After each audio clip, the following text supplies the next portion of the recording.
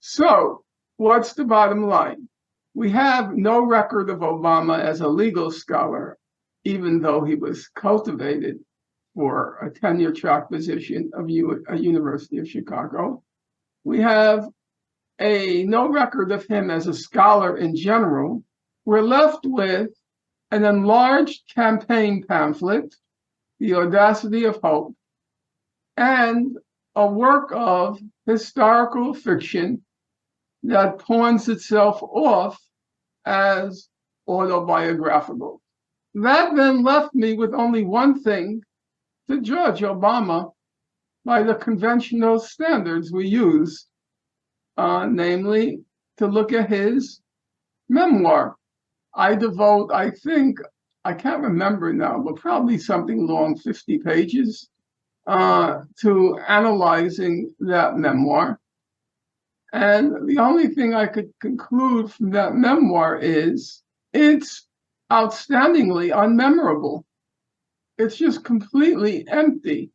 It fluctuates between these saccharine accounts of him, Michelle, and his two daughters, and this obscure policy wonk passages, which I find it very implausible that he himself wrote. They're highly technical, and they are not accessible to a lay person. And I juxtapose him with Jimmy Carter and Bill Clinton. Carter and Clinton both had to wrestle with very significant economic issues. And one thing that's very striking when you read their memoirs is they make it remarkably non-technical, accessible to a lay person, accessible to a generalist, because I think they knew what they were talking about. They weren't trying to hide behind policy wonk gobbledygook. Clinton and Carter were both exceptionally intelligent. Clinton, a terrifying, a preternatural grasp of public policy. Carter, his mastery of detail, preternatural. Carter was an extremely impressive guy. None of that comes through in Obama's memoir, which is why I say it's a remarkably unmemorable memoir. Another fascinating thing is it only covers the first 2.5 years of his presidency. So we could potentially have another 1,400 pages of this stuff. And based on the first 700, I mean, who would want to read it other than true believers?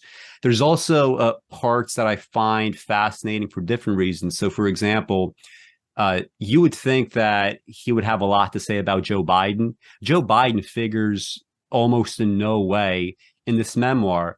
And if you were to sort of like read between the lines, both in text as well as like some of the comments that were coming out about their relationship over the last few years, it really seems like Joe Biden had to like bear the brunt of, of just a lot of like criticism of like, Joe Biden didn't go to the right schools, right? Joe Biden didn't have the right kind of upbringing.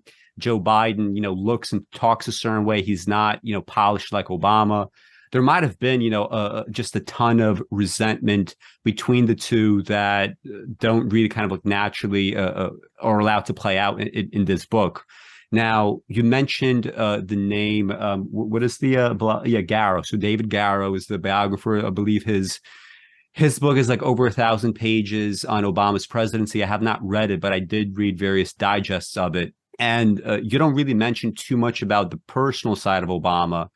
But Garrow brings up a bunch of details that I found just kind of shocking. For instance, there's been this kind of Oprahfication of Michelle Obama, right? She has these books now with these like awful one-word titles such as Becoming.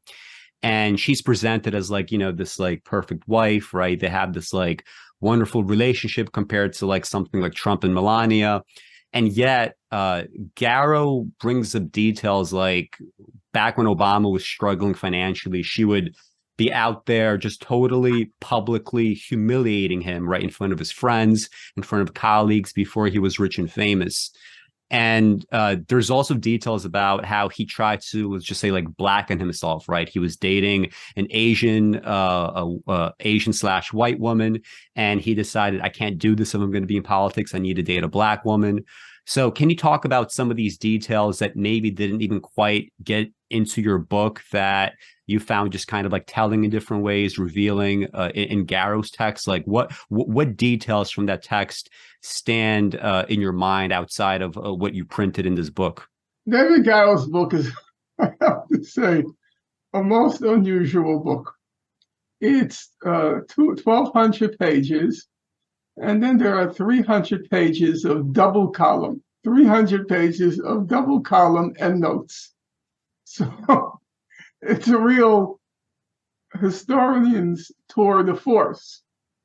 Now, the thing about David Garrow's memoir, for better and for worse, I would say, is he doesn't believe in suppressing any evidence in the service of a thesis. There is no real thesis. And so he presents, in my day, the way we did research was we had what were called 3x5 index cards.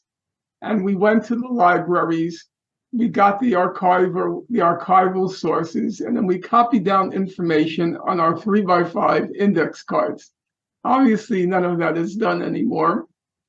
But the impression one gets from reading Garrow's book is that he used every single 3x5 index card that he had accumulated over some 10 years of research.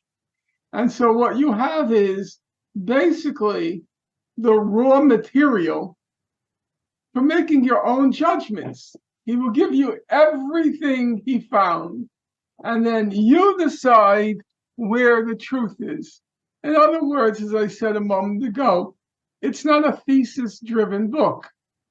And in fact, the lack of a thesis is revealed in the title of the book.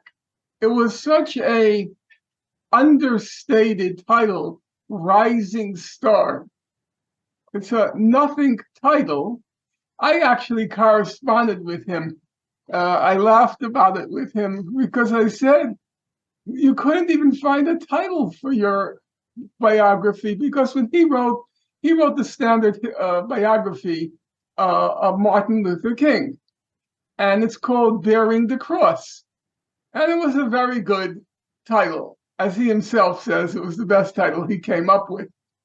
But he does these 10 years of research on Obama. He couldn't even come up with a title because there's just nothing there. There's no moment, no turning point in his life, nothing. So when you ask me, what did I discover in the book?